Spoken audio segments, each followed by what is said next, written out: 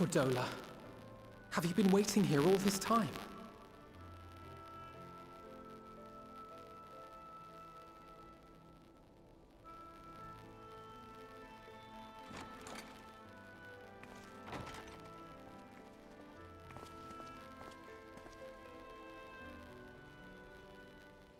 We have done what we can. The rest is up to him. May we see him?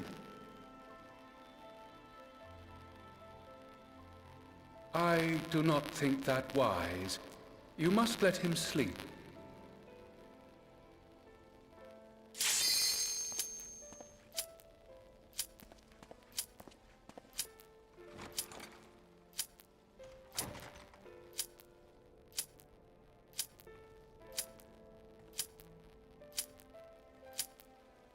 Thank you for bringing him back. He owes you his life.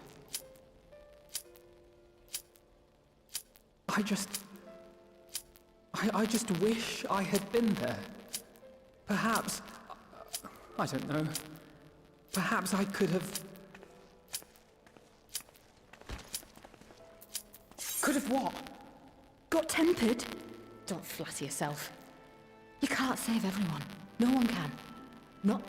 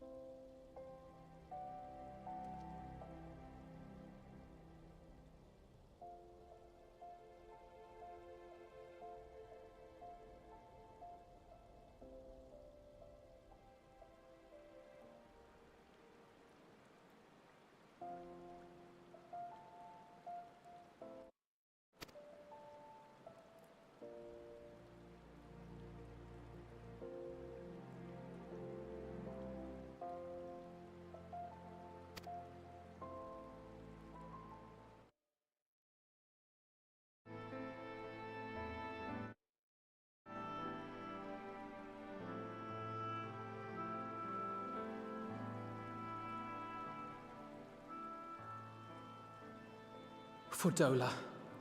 Have you been waiting here?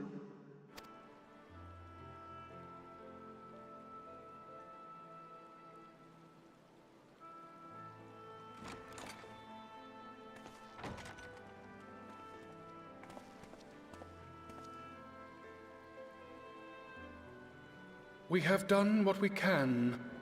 The rest is up to him. May we see him? I do not think that wise. You must let him sleep.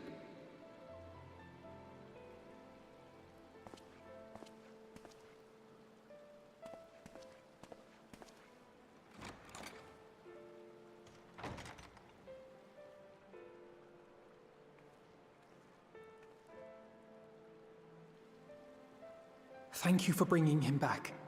He owes you his life.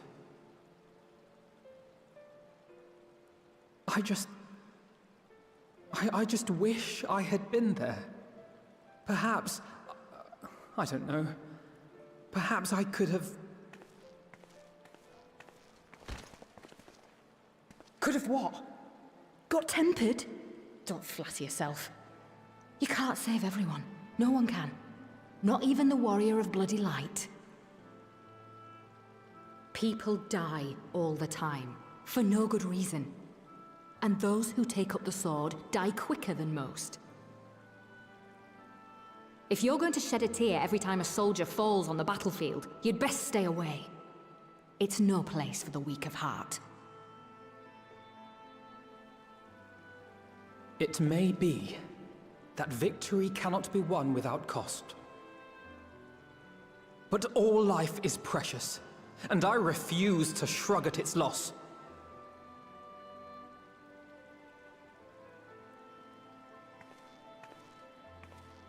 All life is precious! Oh, you need to grow up, little man.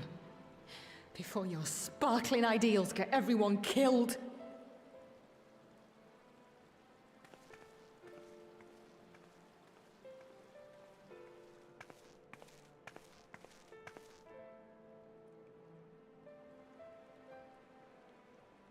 You're right.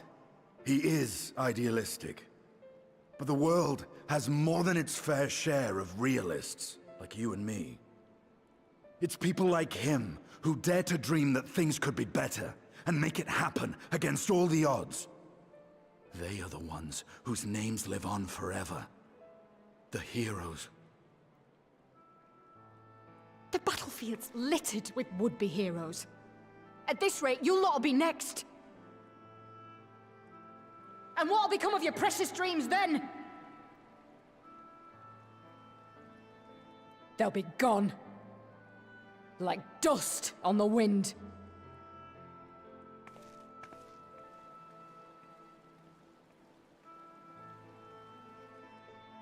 Dreams worth fighting for don't die so easily.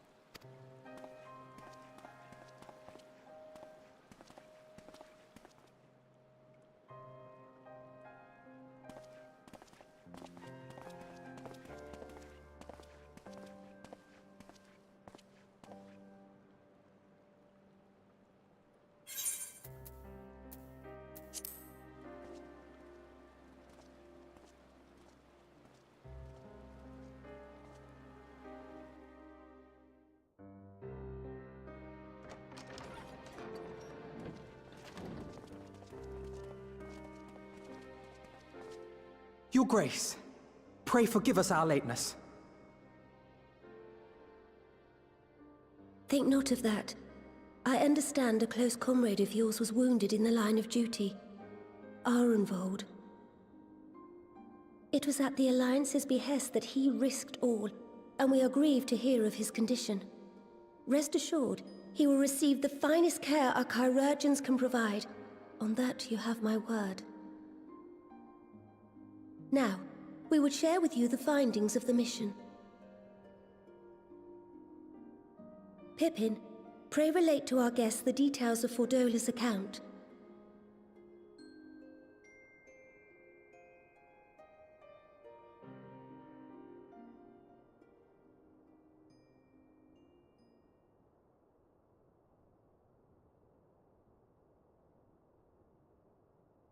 First Bahamut, now Ifrit. Or Lunar Ifrit, as Fan Daniel would doubtless have it. 'Tis now all but certain that the towers were conceived to facilitate the summoning of primals by those imprisoned within. Less certain is the means by which the Telophoroi constrain the wills of said entities to enact their designs in defiance of the pleas of their victims. Mayhap they do not. If mere proximity to the towers is enough to make loyal servants of the Empire's mortal enemies, it stands to reason that the same is true for those held captive. They invoke their gods for the good of Garlemald, and in their disturbed state of mind, summon a primal whose form reflects their own alteration. It all begins to make sense. Upon closer inspection, I realized that the towers bear a striking resemblance to a much larger structure which Urianger and I observed from afar during our visit to the Imperial capital.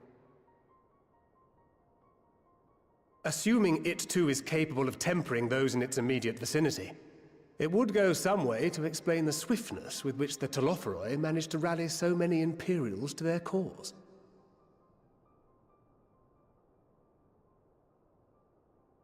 While the situation in Garlemald is indeed troubling, I fear we have more immediate concerns. Ifrit was not the only primal summoned. At approximately the same time, observers at several other towers bore witness to the emergence of further such entities.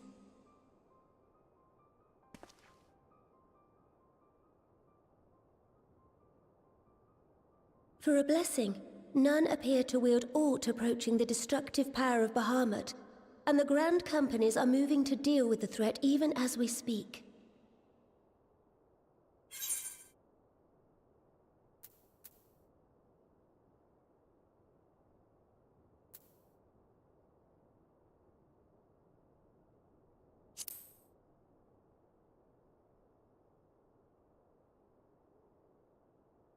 Though we are aware that the task will not be easy, we would call upon the Scions only as a last resort. Pray, conserve your strength for now. After all, it was not so very long ago that you rid us of Bahamut. On which note, I am pleased to report that our talks with the Amalja have reached an agreeable conclusion. They have pledged their full support to our cause. It is our hope that this historic agreement will encourage other tribes to join us at the negotiating table. And I know that I speak for all of the Allied leaders when I say that we will welcome them with open arms at such time as they do. Of course, this was only made possible by the feats of heroism performed at Paglfan. Moreover, we shall not allow the sacrifices of those fallen in battle to have been made in vain. As hope leads to victory, shall victory lead to a new dawn for Eorzea. May these words ever be our guide, Your Grace.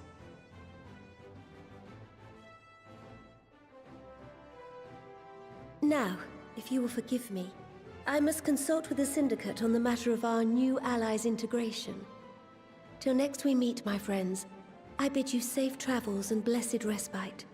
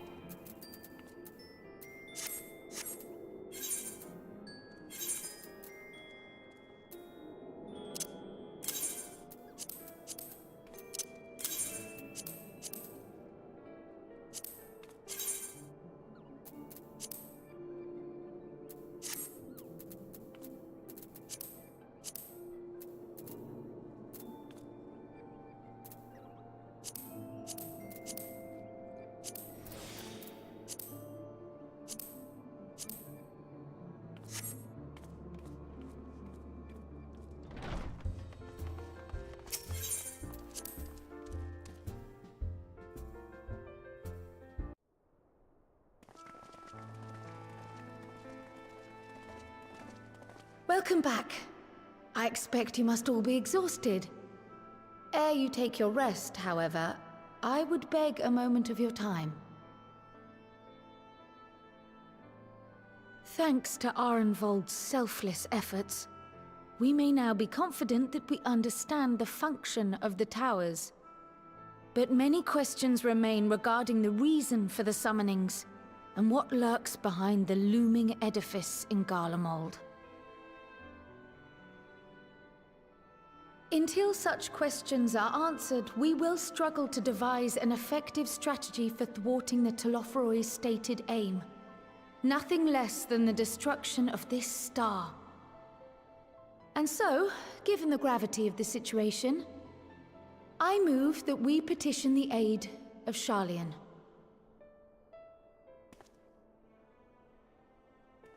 "'Tis possible the ancient knowledge preserved within our archives may hide a clue to our enemy's methods. But given Sharlayan's established policy of non-intervention, our former colleagues are not like to aid us in its discovery." Oh, I well remember what they're like. The Forum's barefaced refusal to assist you in the days prior to the calamity must rank as Sharlayan's most shameful act since the Exodus. But were the final days to be reenacted, it would spell doom for us all. Surely even they cannot turn a blind eye to that. I trust we are all of the same mind on this matter. Urgent as it seemed, I took the liberty of petitioning the Alliance for leave to act as Eorzea's emissary, and have since received their blessing. I presume your role as a student of Baldessian will carry some weight with the Forum? One can but hope.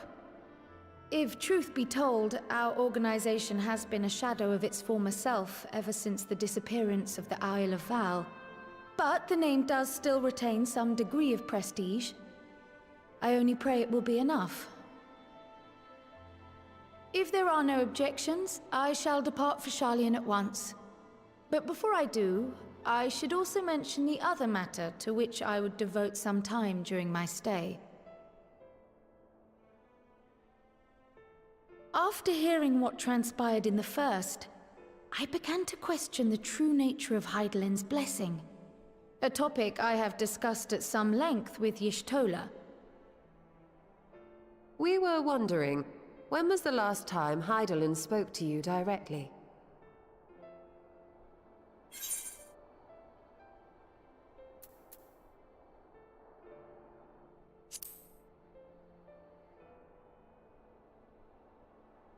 When Elidibus sought to make warriors of light. That was the voice which calls constantly, to all who might hear it. I spoke of direct communication, when Hydaelyn communed solely with you. A far rarer occurrence. History shows us that Hydaelyn is able to awaken the echo in her chosen, convey her will directly, and grant the blessing of light. To our knowledge, however, she has not sought to intervene in man's affairs for some considerable time. Might not the explanation for that lie with her choice of champion? Mayhap she is content to trust in his judgment. Mayhap she is. But following my initial discussion with Kryl, I made inquiries of my own. And as far as I am able to tell, Hydaelyn has not made her will known to anyone. During my time in the First, the Oracle of Light spoke to me through Reen. But that was not the will of Hydaelyn. It was Minfilia herself. Indeed. And while she and Hydaelyn were inextricably linked, Minfilia yet acted of her own volition. A messenger, yes, but one who spoke with her own voice. I wonder, could Hydaelyn's silence suggest the presence of some disruptive force, perhaps? Some obstacle to communication? While I share Urianger's high opinion of your conduct, I see no reason why she would deny you her guidance altogether. Then again, who am I to say? The fact is, we simply don't know. But if the explanation is to be found anywhere, I can think of worse places to look than the archives of Sharlayan, and their research on the Ethereal Sea in particular.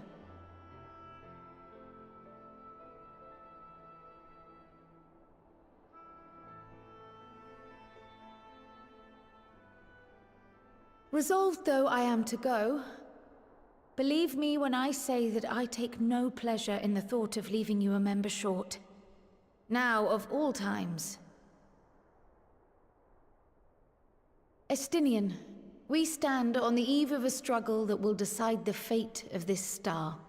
One in which we Scions may play a telling part, yet we are but few in number.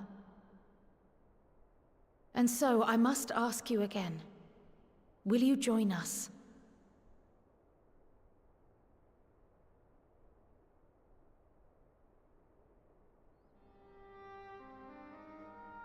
You see the world the way you want it to be.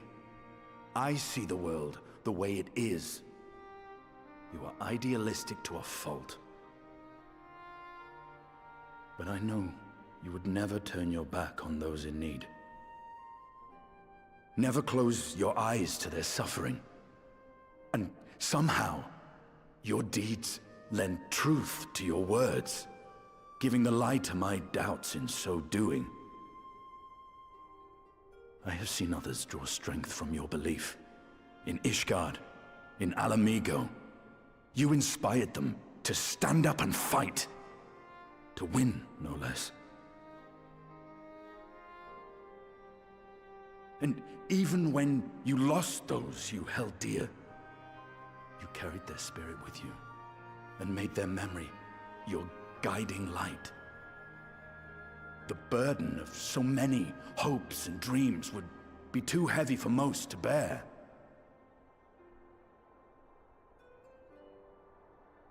But you bear it willingly, as you have shown me. Some dreams are too important to let go. If you have need of my strength, it's yours. After all you've done, how could I refuse?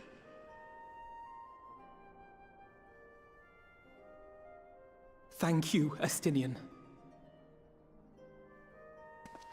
Whatever challenges await us, I shall not falter. You have my word.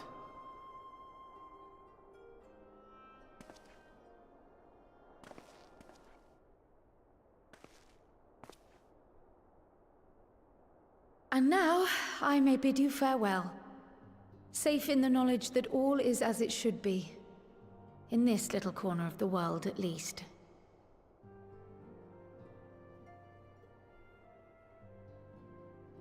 You will be sorely missed. Tread warily in Sharlayan, and do try not to let the Forum embroil you in their politics. A forlorn hope, I know, given the individuals involved. I shall do my very best. Farewell.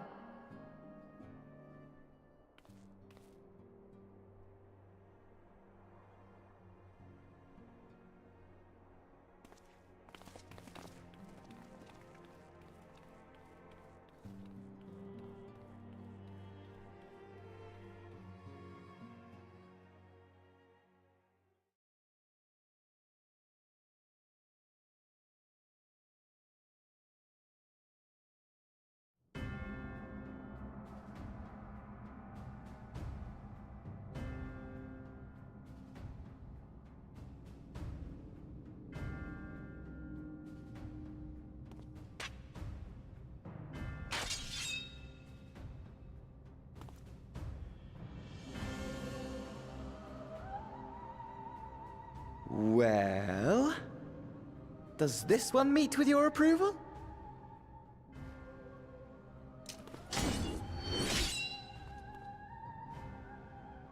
Apparently not.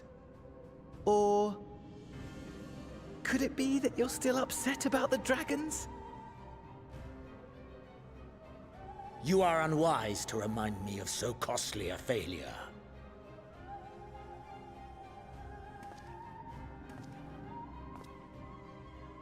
It will not affect our plans, I trust. Oh, hardly at all. Though, admittedly, the chances of us being able to procure any more Mericidian dragons are rather slimmer following Tiamat's reappearance. Oh, but the seeds have been sown, my lord! We have only to wait for them to quicken! Speaking of preparations, is it safe to assume that you will be ready to control you-know-what? The hour draws nigh. This nation, forged for Ascian ends, will finally prove its worth. A mighty empire, now no more than an instrument of this star's destruction. What a pleasure it will be to put it to use. Which brings me back to our earlier topic. My lord, while I appreciate that it is not an easy decision, it really is past time you chose your weapon. There is one that I have been meaning to test.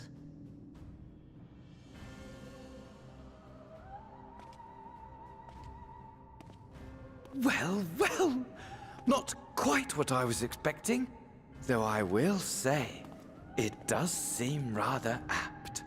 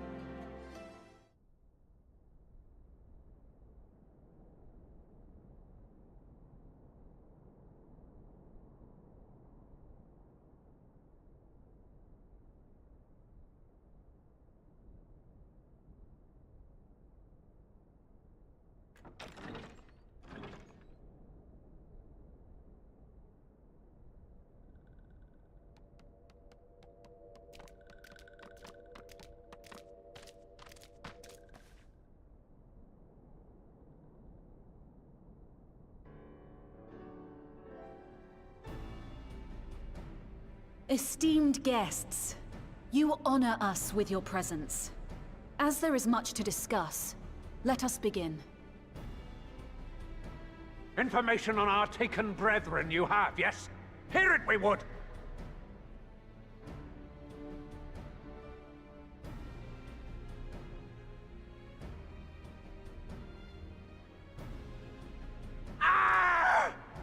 Beyond forgiveness these featherless ones are! With rivers of blood shall they pay! Freed our people must be! We too would see your kin liberated. But ere we attempt their rescue, we must first find a means to negate the risk of tempering. Without that, we will be unable even to approach the towers, let alone contend with their defenders. If all else fails, I've always found cannonballs quite effective. And what of the prisoners? Would you see them slaughtered? Think for a moment. Ponder, consider, think. If Merlwyb truly intended to bombard the towers, she would have done so by now. Remember, we came here to find a solution together, did we not?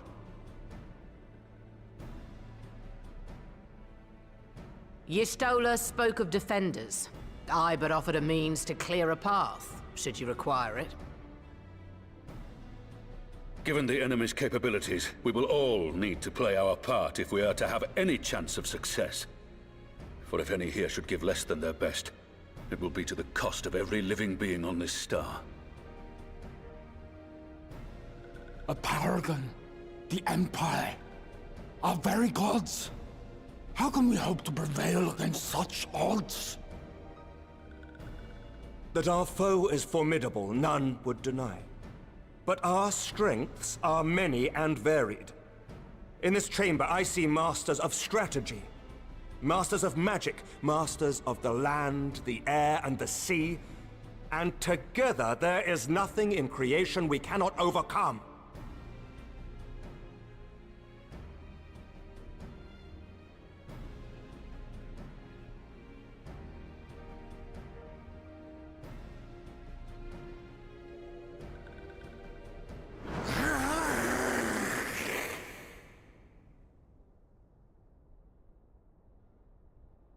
I beg your pardon?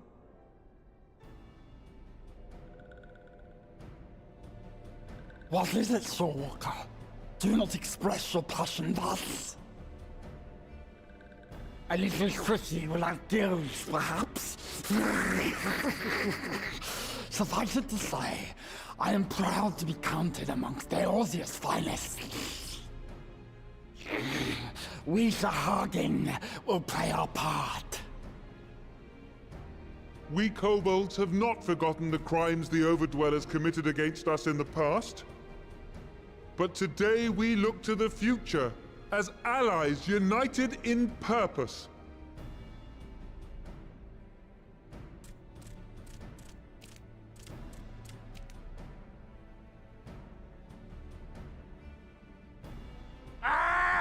Make mock of the Ixal, the Paragon does! Turns kin into puppets! Pits brother against brother! Free them from his grasp, we shall! As Patriarch Zadar will attest, the Scions have granted us a means to free your brethren from their thraldom. This boon we will gladly share, that your people might never be enslaved again. We accept! We accept! Praise me!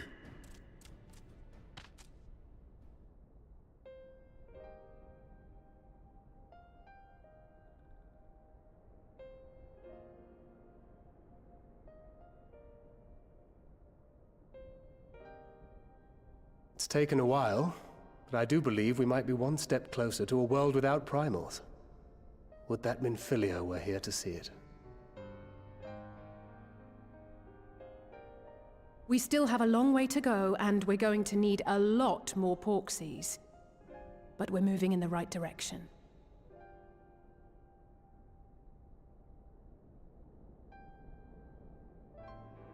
If I may have your attention, there is one other point I would like to raise. As we can all agree, freeing those held captive must take precedence over every other concern. But experience has taught us that none save those with the capacity to resist tempering can hope to enter the towers unscathed. And even once inside, a still greater threat may yet await them, that which we call a primal.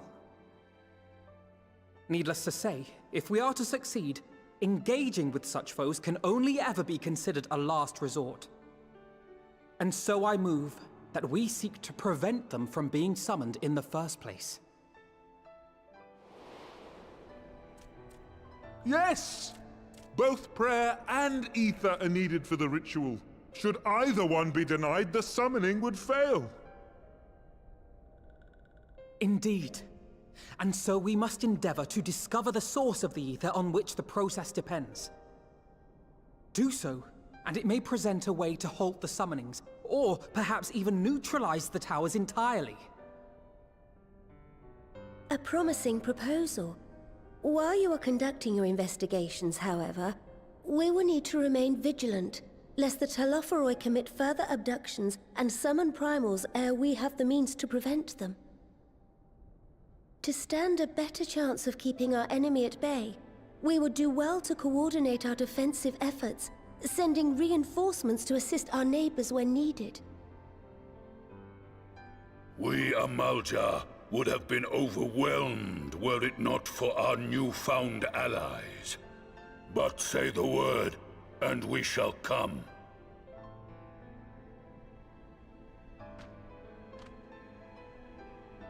I see we are all in accord. But what are we to call this proud fellowship of ours? I submit that the honor of naming it should go to the scion whose brave efforts have done so much to unite Eorzea.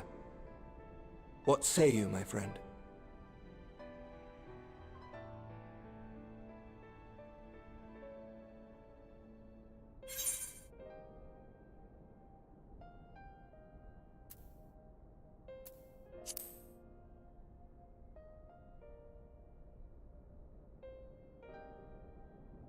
But that's the name I...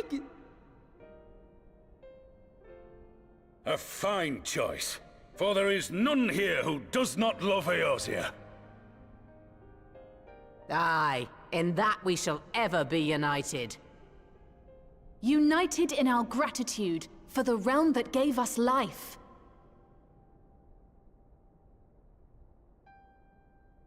Then let it be recorded that on this day, the Grand Company of Eorzea was born.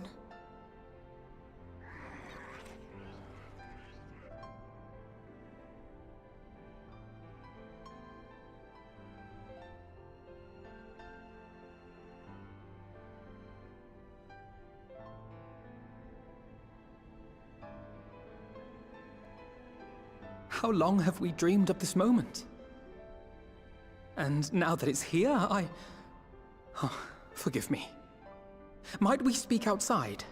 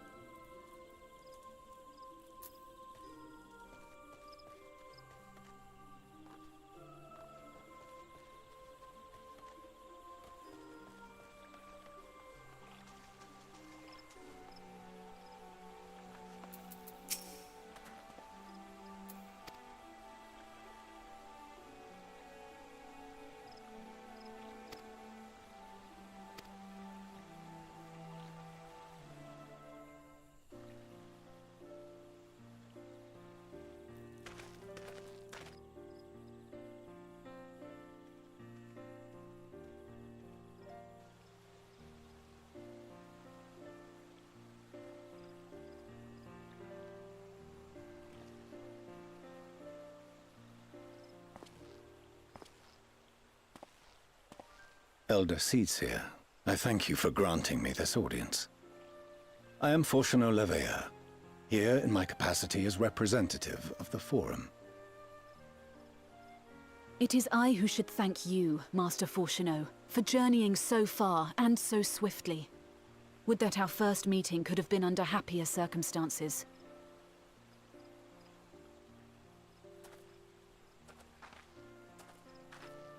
It has been too long, Father. You look well. As do you both. Ameliance will be glad to hear that you are taking care of yourselves. How is Mother? She misses you terribly, of course, but is otherwise a picture of health.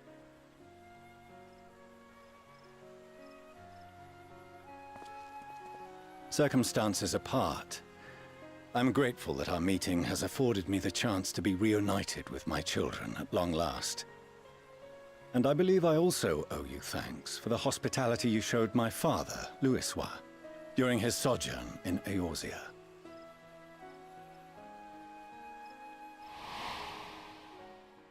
All thanks we owe to him. In the days prior to the 7th Umbral Calamity, it was your father's tireless efforts which granted us a means to vanquish the Primals.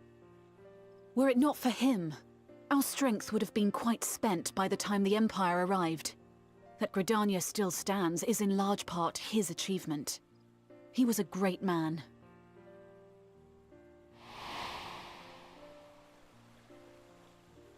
He would doubtless have been moved to hear you say so. I must confess, however, that I opposed his decision to intervene. And my position remains unchanged.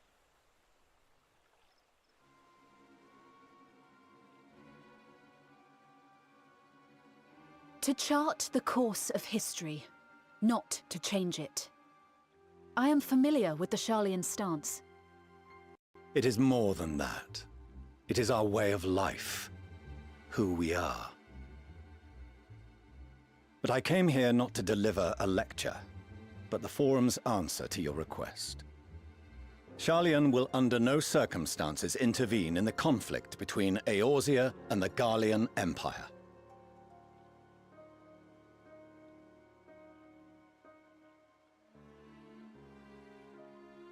May I ask for what reason the Forum has come to this decision? The final days spell the end not only for Eorzea, but the entire world. The final days? Pray spare me your hyperbole. This conflict is no more than the latest in a series of petty squabbles between yourselves and Garlemald, one in which Sharlayan will take no part. If the final days were truly upon us, we would know.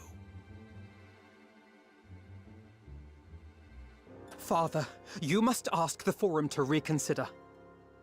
You may feel safe on your little island across the waves, but if you imagine the Telophoroi will leave you be, you are mistaken. They mean to kill us all, themselves included. Alphino is right.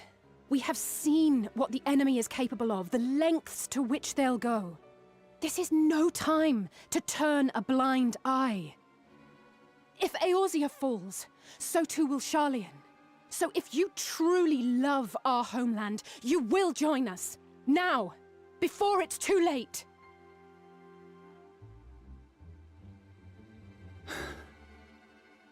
I thought you knew better than to raise your voice to your elders. It seems I was wrong. Wrong to ever let you leave, Sharlayan. I consoled myself that your time abroad would instill in you some hint of restraint, of discipline. But I see now that Eorzea has made fools of you both. Have you forgotten why it was that I so vehemently opposed your grandfather's departure? For all his wisdom, his only solution was to go to war. Death, devastation, ruin. Even those who claim victory are scarred for life. What prize could ever justify such sacrifice?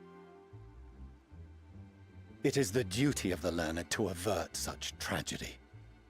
By fanning the flames of war, you forsake all you once held dear.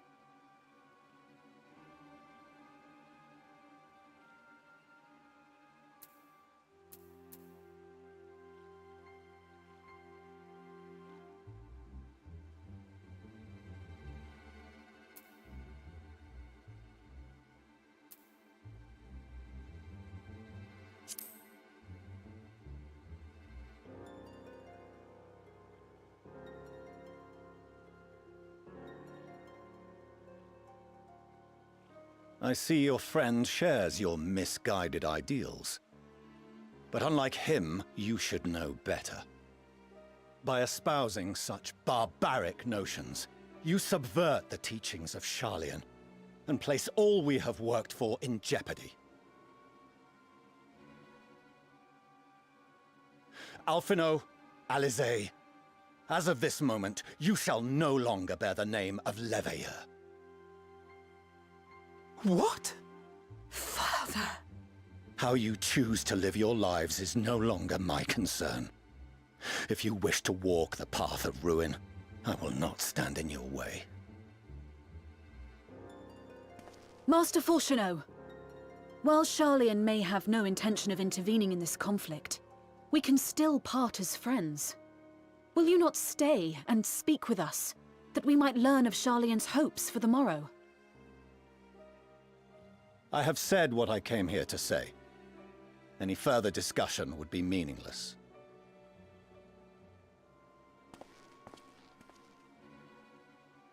Father! Wait! Don't bother, Alizé! How can you stand there and watch him walk away? How can you let this happen?